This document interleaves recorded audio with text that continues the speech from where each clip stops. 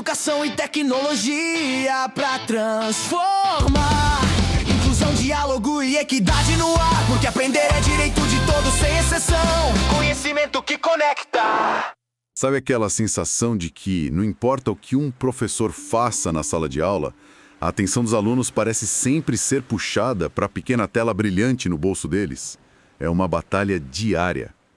A grande questão que paira no ar é: essa tecnologia é inimiga ou pode ser, de alguma forma, a maior aliada para uma educação que realmente inclua todo mundo? Hoje, vamos mergulhar fundo exatamente nisso.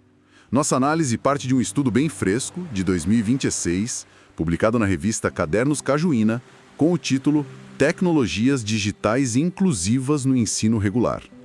A nossa missão aqui é extrair os insights mais valiosos dessa pesquisa para a gente entender o potencial real, os desafios gigantescos e, o mais importante, o papel totalmente novo que se desenha para o professor nesse cenário. E o tema é mais urgente do que nunca, né? O estudo já começa quebrando uma ideia antiga, aquela de que inclusão educacional é apenas garantir a matrícula e o acesso físico do aluno à escola. Hoje, o conceito-chave que a pesquisa defende é a busca pela participação efetiva. Não adianta o aluno estar de corpo presente se a mente dele está em outro universo ou se o método de ensino simplesmente não se conecta com ele. E falando em universos diferentes, o estudo usa um termo que me chamou muita atenção para descrever a geração que está nas escolas hoje: screenagers. Peraí, na prática o que isso quer dizer? É só o molecada que não sai do celular ou tem algo mais profundo aí? Tem muito mais. O termo é uma junção de screen, tela, e teenagers, adolescentes.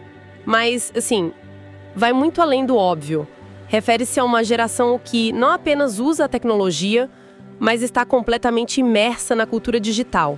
A forma como eles processam a informação, mantêm o foco, como se relacionam, é fundamentalmente moldada por algoritmos, pela economia da atenção das redes sociais e pela figura dos influenciadores digitais. Isso é fascinante. Então não é só uma questão de preferência, é quase uma configuração cognitiva diferente? Exatamente.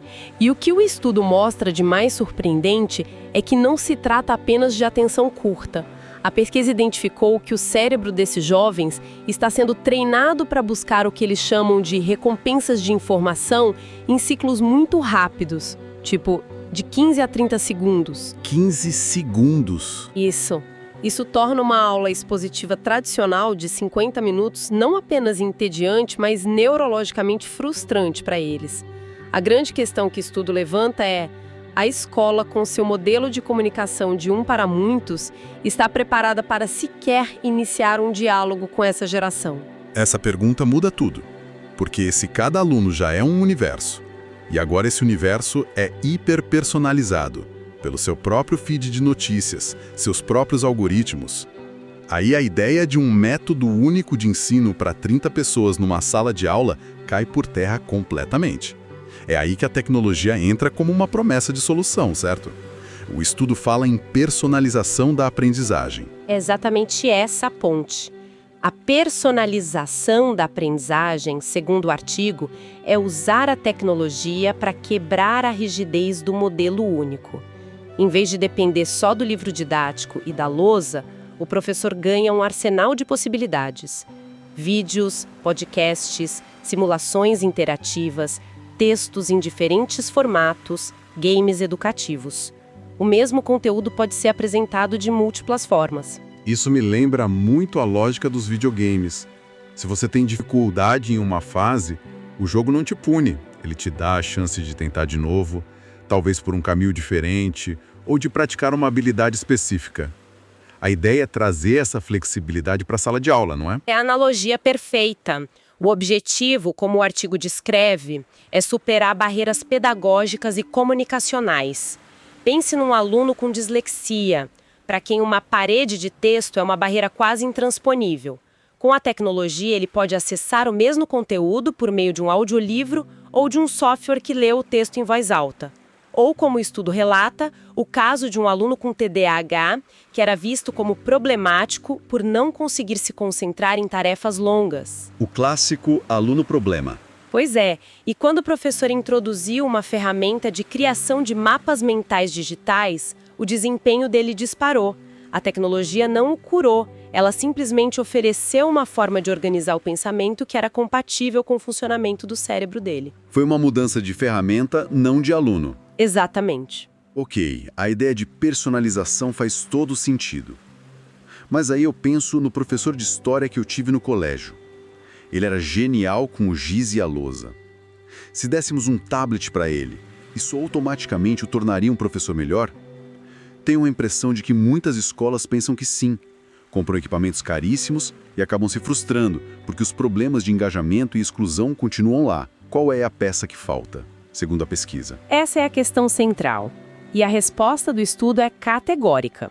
A tecnologia por si só não garante absolutamente nada. Ela pode ser só uma distração mais cara e mais moderna. A peça que falta, o elemento que transforma a ferramenta em solução, é o que os pesquisadores chamam de intencionalidade pedagógica. Intencionalidade pedagógica. Vamos descompactar isso. Significa que a tecnologia nunca é o fim, é sempre o meio. O impacto dela depende inteiramente do plano por trás do seu uso. Isso nos leva a uma mudança radical no papel do professor. O estudo é muito claro ao afirmar que ele precisa deixar de ser um transmissor de conteúdos para se tornar um mediador do conhecimento. Mediador, não transmissor. Isso. A mediação não é só apertar o play num vídeo. É um trabalho ativo de planejar, selecionar, curar e adaptar os recursos digitais para atingir objetivos de aprendizagem muito específicos. É a diferença entre usar um game para passar o tempo e usar o mesmo game para explorar conceitos de física ou estratégia. Gosto da ideia de que a tecnologia é a orquestra, com todos os seus instrumentos e possibilidades. Mas o professor é o maestro, garantindo que a música seja harmoniosa e inclusiva. Mas essa analogia do maestro também me parece um pouco intimidadora. Um maestro tem controle total sobre a orquestra. O professor, numa sala de aula onde cada aluno tem um dispositivo, muitas vezes não tem esse controle. Ele não seria mais como um guia de trilha numa floresta que aponta os caminhos, mas não pode impedir que o aluno se distraia com uma borboleta digital? Que ótima provocação! E o estudo, de certa forma, concorda com essa visão. O papel do mediador é ainda mais complexo que o do maestro, porque além de orquestrar o conhecimento da sua matéria, ele também precisa ajudar os screeners a desenvolver um pensamento crítico sobre essa floresta digital em que vivem. Pense nisso, eles estão navegando num oceano de informações, frequentemente presos em bolhas de algoritmo que só mostram o que eles já pensam e gostam. E o professor seria o responsável por ensinar a furar essa bolha? Exatamente. O papel do professor mediador, como o estudo detalha, é ensinar esse aluno a navegar nesse oceano, é dar a ele ferramentas para identificar desinformação, para entender como a cultura dos influenciadores digitais molda seus desejos e opiniões, para comparar criticamente diferentes fontes. É uma tarefa gigantesca que vai muito além de ensinar a fórmula de Bhaskara. É preparar o aluno para ser um cidadão funcional e crítico na era digital. Isso soa incrível no papel, mas também incrivelmente exigente. Parece que estamos pedindo para cada professor ser, ao mesmo tempo, um especialista em sua matéria, um guru de tecnologia, um sociólogo da mídia e um psicólogo. O que a pesquisa diz sobre a realidade disso no chão da escola? O que impede que esse cenário ideal se torne realidade em todo lugar amanhã? A pesquisa é bem pé no chão nesse ponto e dedica uma parte importante a analisar os limites e desafios estruturais. O primeiro, e mais gritante, são as desigualdades de acesso. A exclusão digital é um abismo real. Não estamos falando apenas de quem tem ou não tem um celular. Estamos falando da qualidade desse acesso. Um aluno tentando participar de uma atividade online num celular pré-pago, com dados limitados e compartilhado com a família, está numa corrida completamente diferente daquele com um notebook e banda larga em casa. O estudo chama isso de abismo de participação, que vai além do abismo digital. E a própria infraestrutura das escolas muitas vezes não ajuda, imagino. Com certeza. A pesquisa aponta que não adianta ter o plano pedagógico digital mais inovador do mundo se a rede Wi-Fi da escola não suporta 20 alunos conectados ao mesmo tempo. Mas o gargalo mais crítico, segundo os autores, é outro: a formação docente insuficiente. A expressão que eles usam é insuficiência de formação continuada. O que na prática significa que os professores não estão sendo preparados para essa nova realidade. Exato. Imagina uma professora com 20 anos de experiência, excelente no que faz com os recursos que domina. De repente, a escola exige que ela use 3 novas plataformas digitais, gamificação e metodologias ativas, tudo isso sem o suporte adequado. O estudo mostra que o resultado muitas vezes não é empoderamento, mas sobrecarga, ansiedade e até a rejeição da tecnologia. Claro. Não é realista esperar que essa transformação aconteça da noite para o dia com um workshop de fim de semana. Exige investimento pesado e contínuo em formação, apoio e, crucialmente, tempo para planejamento. Existe o risco de a tecnologia ser usada só como uma maquiagem, certo? Para parecer moderno, mas sem mudar nada na essência. Esse é o terceiro grande desafio, que o estudo chama de uso instrumental. É o risco mais sutil e talvez o mais comum. É quando a tecnologia é usada apenas de forma superficial para reproduzir práticas antigas com uma roupagem nova. O exemplo clássico é o projetor multimídia, que apenas substitui a lousa para exibir os mesmos slides de texto. A ferramenta mudou, mas a pedagogia de transmissão de informação continua idêntica. Perfeito. A verdadeira transformação, e o estudo martela muito essa tecla, só acontece quando a tecnologia possibilita uma mudança real na forma como se ensina e se aprende. Ok, vamos amarrar tudo isso. O que fica muito claro depois de mergulhar nesse estudo é que existe um potencial gigantesco nas ferramentas digitais. Elas podem, de fato, personalizar o ensino, engajar a geração Screenagers de uma forma que os métodos tradicionais talvez não consigam mais.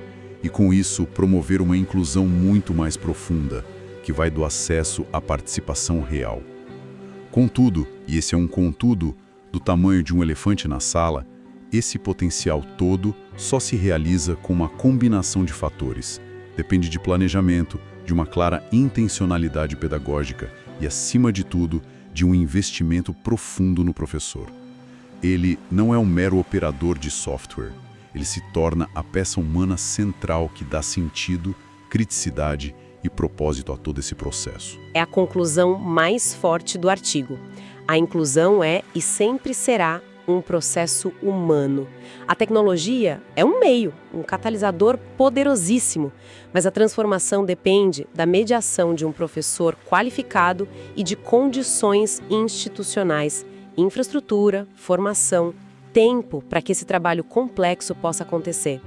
Sem isso, a tecnologia corre o risco de fazer o oposto do que promete.